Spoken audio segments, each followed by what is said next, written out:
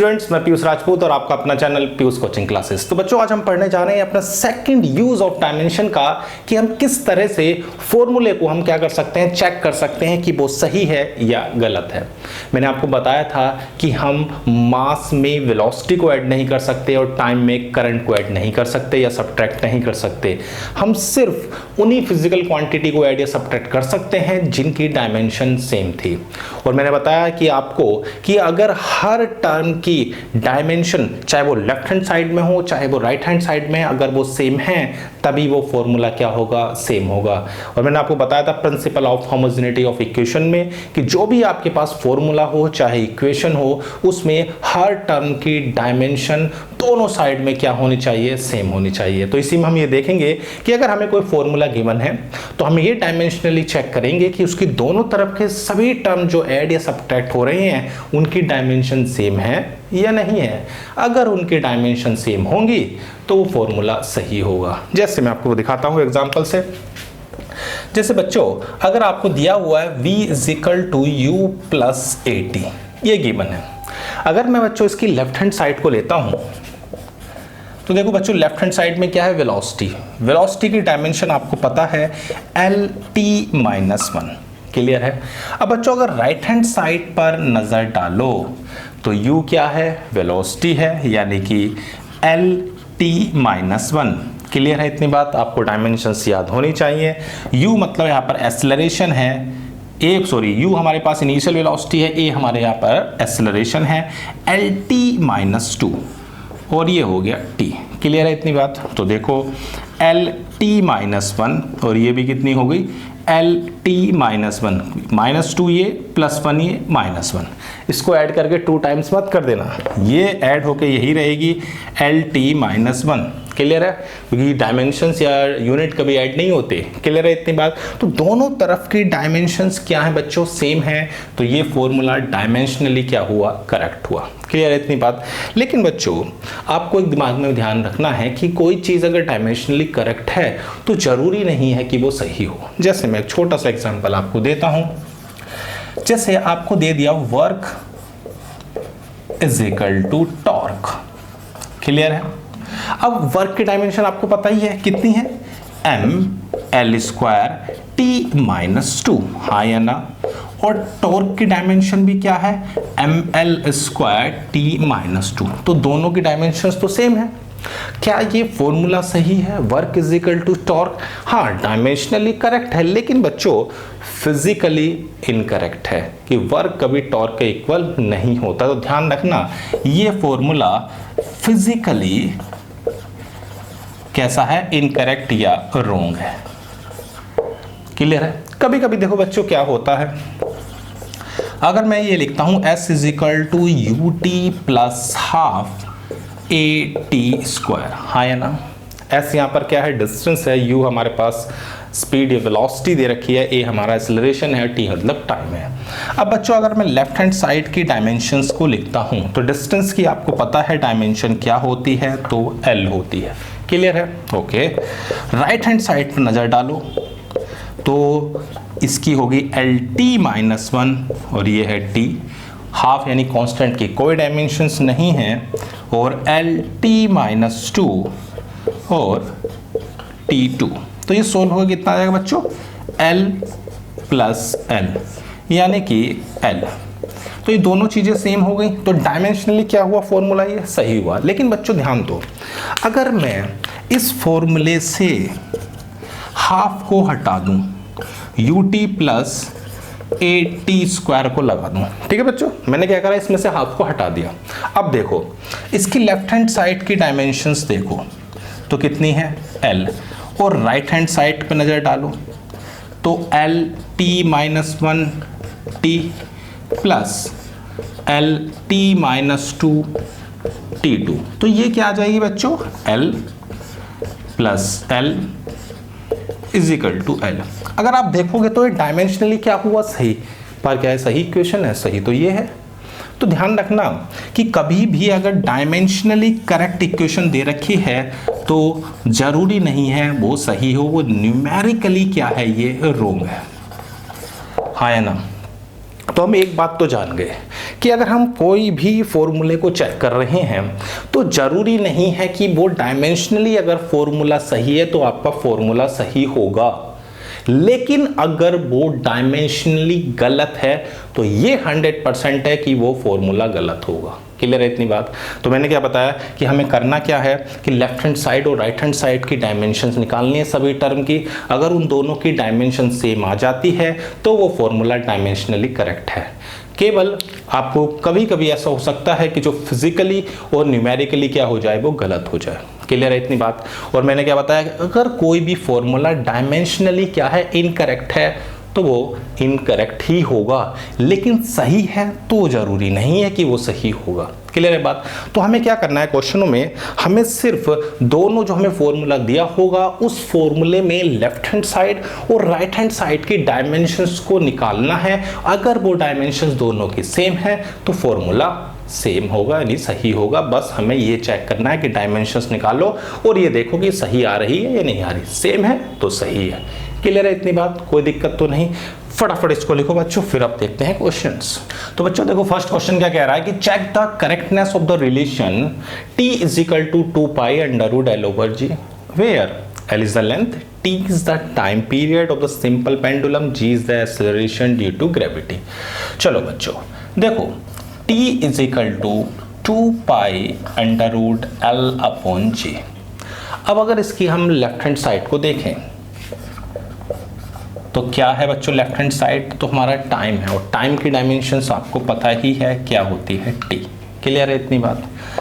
अब देखो इसकी राइट हैंड साइड, अगर आप राइट हैंड साइड पर नजर डालो तो हमारी क्या है 2 pi under root l over g। 2 pi आपको पता है डायमेंशन कुछ नहीं होती कांस्टेंट की। चलो लेंथ की डायमेंशन l, g हो गई lt माइनस 2 एक्सेलरेशन है और ये हो गया रूट।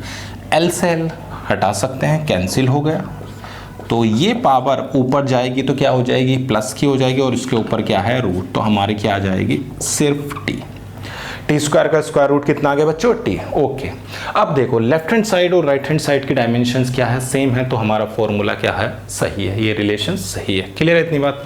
चलो बच्चों अब देखते हैं हम सेकंड क्या कह रहा है।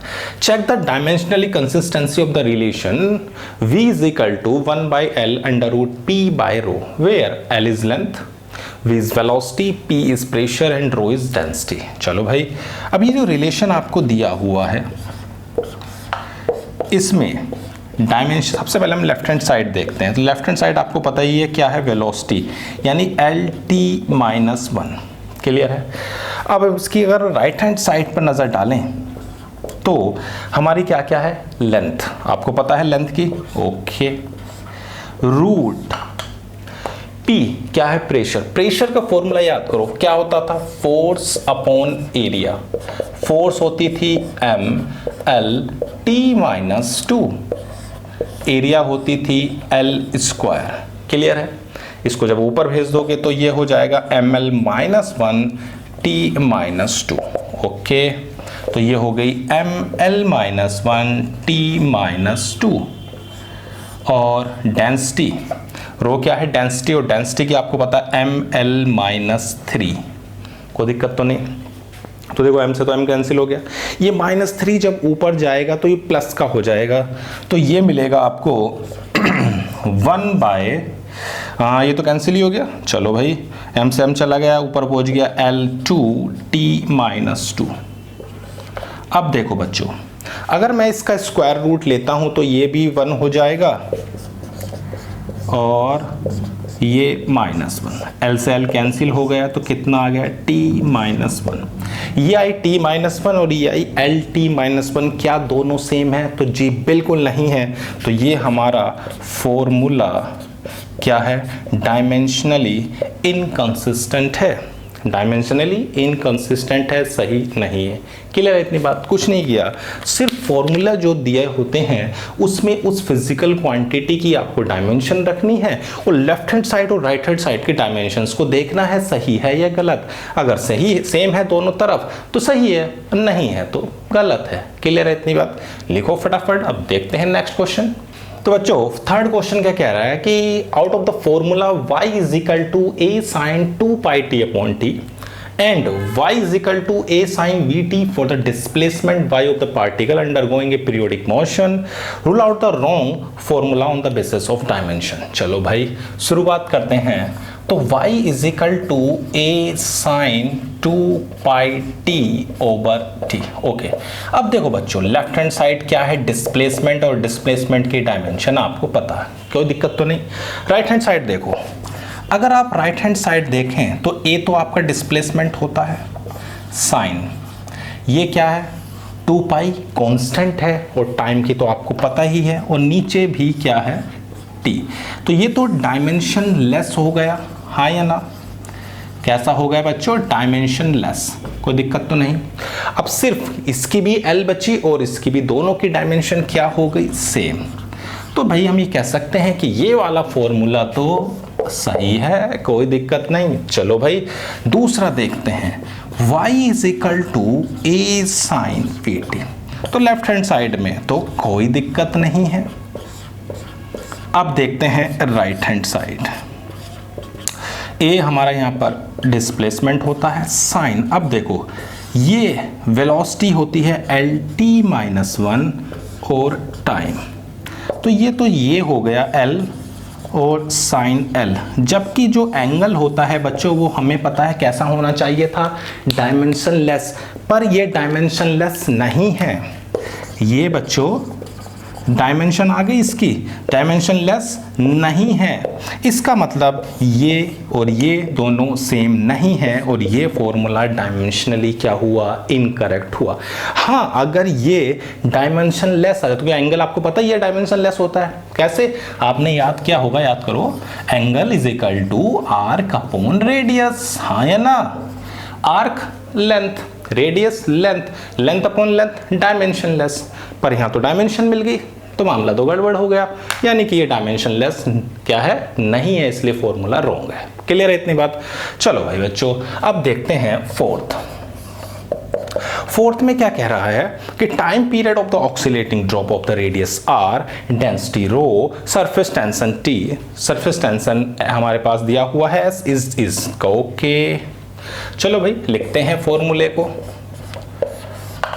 रो आर क्यूब ओवर एस। तो टाइम आपको पता है, टाइम की तो आपको पता है। अब राइट हैंड साइड पर नजर दो, राइट हैंड साइड पर अगर देखें तो k तो हमारा कांस्टेंट है, तो उसकी तो कोई डायमेंशन होगी नहीं। रो क्या है? डेंसिटी, डेंसिटी की क्या होती है? ml-3, और डिस्टेंस यानी कि l स्क्वायर, और सरफेस टेंशन क्या होता था बच्चों? याद करो, सरफेस टेंशन हमारा था फोर्स अपॉन लेंथ, यानी mlt-2 अपॉन l। तो ये हो गया mt-2। अब देखो m से तो m चला गया, ठीक है बच्चों। अब हमारे पास क्या क्या चीजें बची हैं? अब हमारे पास ये है, सॉरी ये 3 है इसकी पावर, ये भी चलेगी। अब ये t ऊपर चला गया तो क्या बचा? t2, और इसका स्क्वायर रूट यानी कि आ जाएगा t।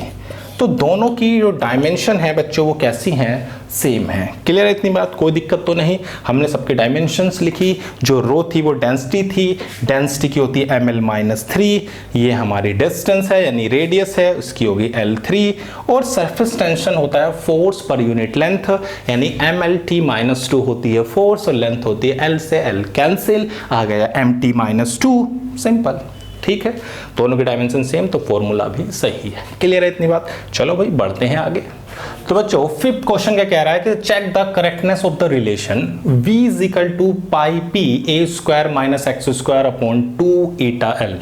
v क्या है? वेलोसिटी, p क्या है? प्रेशर, a क्या है? रेडियस, और x क्या है? डिस्टेंस, और ईटा और हमें दी हुई है कोफिशिएंट ऑफ क्या? विस्कोसिटी, और l जो है वो लेंथ है। क्लियर है इतनी बात?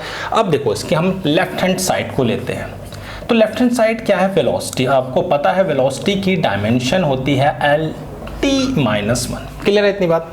ओके, पाई डायमेंशन लेस है, चलो भाई।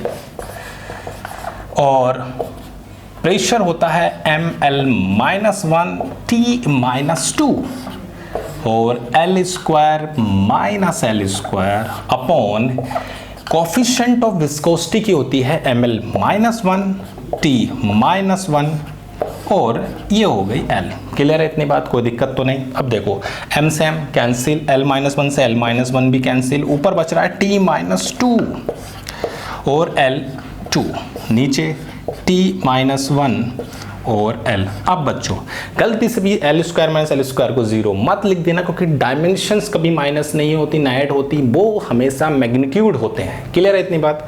अब देखो एक L से L भी चला गया, बच गया t माइनस 1। अब देखो एल टी माइनस 1 दोनों कैसे हो गए सेम। क्लियर है इतनी बात, कोई दिक्कत तो नहीं। चलो भाई 6 क्वेश्चन को देखते हैं क्या कहता है। Check the correctness of the relation tau is equal to I alpha. Tau हमारा टॉर्क है, क्लियर है बात। लेफ्ट हैंड साइड यानी कि टॉर्क की डायमेंशन आपको पता है M L square T minus 2, clear है। अब इसकी राइट हैंड साइड पर नजर डालो, क्या है आई एल्फा, और आई क्या होता है मोमेंट ऑफ इनर्शिया यानी कि एम एल स्क्वायर, क्लियर। और जो अल्फा है बच्चों वो हमारा एंगुलर एक्सेलरेशन है, और एंगुलर एक्सेलरेशन क्या होता है तो इसकी होती है t माइनस 2, तो ये आ जाएगा M L square T minus 2। तो दोनों की दोनों क्या है सेम है, तो ये हमारा रिलेशन डायमेंशनली करेक्ट है, कोई दिक्कत तो नहीं। चलो फटाफट लिखो, बढ़ते हैं आगे। तो बच्चों 7 क्वेश्चन क्या कह रहा है, why the method of dimension test the accuracy of the equation where del is the departure in the middle, यानी कि ये आपका डिस्प्लेसमेंट है और m आपका मास दिया हुआ है। चलो भाई g आपका एक्सेलरेशन ड्यू टू ग्रेविटी है, l जो है वो आपकी लेंथ है, b आपकी ब्रेड्थ है और डेप्थ दी हुई है, और y जो है वो यंग मॉडुलस ऑफ इलास्टिसिटी हमें गिवन है। चलो भाई इसके बाद बच्चों हम लेफ्ट हैंड साइड लेते हैं, तो ये हमारा है, चलो भाई लेफ्ट हैंड साइड, तो लेफ्ट हैंड साइड हमारी डेल है जो कि हमारी डिस्प्लेसमेंट को शो कर रही है, क्लियर है। राइट हैंड साइड पर नजर देखो, mass okay L T minus 2 L cube, 4 की तो होगी नहीं, एल क्यूब, और इसकी होती है M L minus 1 T minus 2, clear है। अभी इस एल क्यूब से तो ये चला जाएगा, एल से एल भी चला गया, एम से एम भी चला गया, टी माइनस 2 से ये भी चला गया, सिर्फ आपका क्या बचा एल, क्लियर है इतनी बात। दोनों की डायमेंशन सेम आ गए। चलो भाई अच्छी बात है। अब देखते हैं 8th क्वेश्चन क्या कह रहा है। 8 बच्चों कहता है कि check the correctness of the equation, okay left hand side पर नजर डालो, क्या है एफ एस, एफ यहाँ पर बच्चों हमारा फोर्स है और एस हमारा डिस्प्लेसमेंट है। फोर्स होता है एम एल टी माइनस 2 और ये होता है एल, तो ये हो गया M L square T minus 2।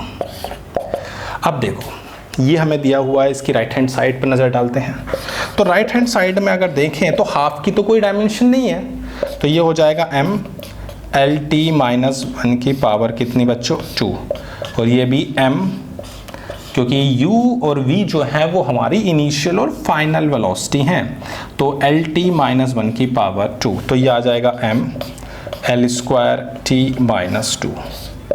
ये भी ये हो जाएगा M L square T minus 2, तो हमारे दोनों की डायमेंशन सेम आ गई, हाँ या ना। तो डायमेंशनली ये इक्वेशन कैसी है बच्चों सेम है। कुछ नहीं करना आपको, बस डायमेंशन याद है, आप लेफ्ट हैंड साइड के टर्म्स में राइट हैंड साइड के टर्म के डायमेंशंस को निकालो, देखो क्या सेम है या नहीं। सेम है तो डायमेंशनली करेक्ट है, नहीं है तो गलत है, क्लियर है इतनी बात। फटाफट लिखो, बढ़ते हैं आगे। तो बच्चों 9th क्वेश्चन ध्यान रखना, सबसे इंपॉर्टेंट क्वेश्चन है ये इसका। Check the correctness of the relation S nth. ये जो हमें रिलेशन दिया हुआ है ये बच्चों, ये रिलेशन आप पढ़ोगे आगे, ये रिलेशन ये हमें डिस्टेंस देखा है किसमें पर्टिकुलर सेकंड में, जैसे मैं कह दूंगी 9वीं सेकंड में, 10वीं सेकंड में, 12वीं सेकंड में जो डिस्टेंस होती है ये, यानी कि ये nth सेकंड में डिस्टेंस दे रहा। तो जो ये एस nth आपको दिया हुआ है बच्चों, तो ये एक्चुअल में डिस्टेंस पर यूनिट टाइम है, ये ध्यान रखना, यानी कि एल टी माइनस 1 हो जाएगा, क्योंकि डिस्टेंस की होती है l और टाइम की होती है t। तो क्या याद रखोगे, ये क्या है, ये हमें पर्टिकुलर सेकंड में ट्रेवल डिस्टेंस दे रहा है, यानी कि distance per unit time. Clear है इतनी बात। अब इसकी राइट हैंड साइड पर आओ, जो हमारे पास u है वो होता है LT-1। क्लियर है इतनी बात। और जो a है वो होता है LT-2, और 2n-1 हमें टाइम को शो कर रहा है। ये ध्यान रखना, ये एक्सेलरेशन है और ये क्या है बच्चों, टाइम। क्लियर है इतनी बात। ओके, तो कितना आ गया, LT-1 LT-1 यानी कि LT-1। क्लियर है इतनी बात, कोई दिक्कत तो नहीं, डायमेंशनली बिल्कुल करेक्ट है। ध्यान रखना, ये जो फॉर्मूला है ये आपको पर्टिकुलर सेकंड में डिस्टेंस दे रहा है। क्लियर है। ओके, सेकंड 10th क्वेश्चन क्या कहता है, find the dimension of the quantity Q। हमें एक रिलेशन दिया हुआ है और इसमें हमें Q की डायमेंशंस को निकालना है। तो सिंपल सी बात है, दोनों तरफ की डायमेंशंस को हम लिख देते हैं, Q को निकल जाएगा, क्योंकि फॉर्मूला तभी सही हो सकता है बच्चों जब डायमेंशंस दोनों तरफ की सेम हो। सही है ना।